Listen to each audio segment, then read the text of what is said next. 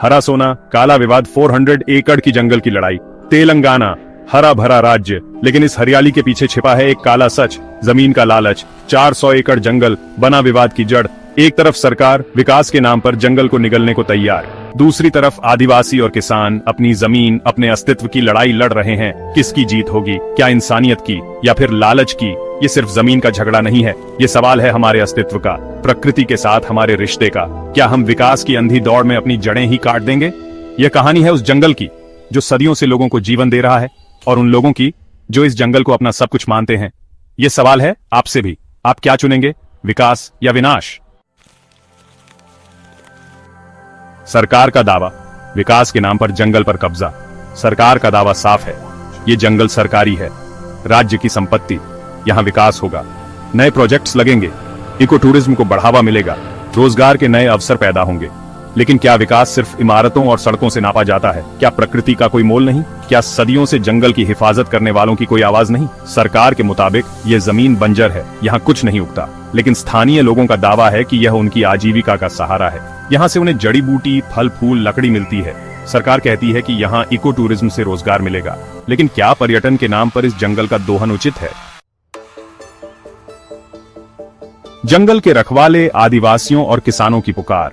इस जंगल में रहने वाले आदिवासी और किसान पीढ़ियों से इसकी रक्षा करते आए हैं।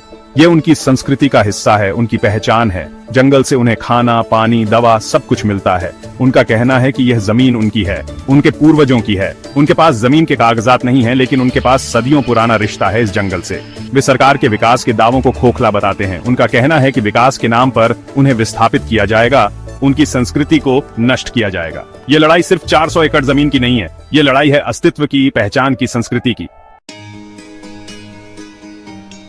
पर्यावरण की पुकार, पेड़ों की चीख, जानवरों का खौफ। इस पूरे विवाद में सबसे ज्यादा नुकसान पर्यावरण का हो रहा है। जंगल की कटाई से प्रदूषण बढ़ेगा, जलवायु परिवर्तन होगा, वन्य जीवों का प्राकृतिक आवास नष्ट होगा। पर्यावरणविदों का कहना है कि इस जंगल को बचाना बेहद जरूरी है। ये जंगल न सिर्फ ऑक्सीजन का स्रोत है, बल्कि कई दुर्लभ पौधों और जीवों का घर भी है। विकास जरूरी है, लेकिन पर्यावरण की कीमत पर नहीं। हमें ऐसा विकास मॉडल अपनाना होगा जो टिकाऊ हो, जो प्रकृति के साथ सामंजस्य बनाए रखे।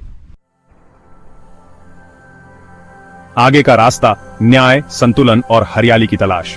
ये विवाद एक पेचीदा सवाल खड़ा करता है। विकास और पर्यावरण के बीच संतुलन कैसे बनाया जाए? जमीन के अधिकारों का क्या हो? आदिवासियों और किसानों की आवाज कैसे सुनी जाए?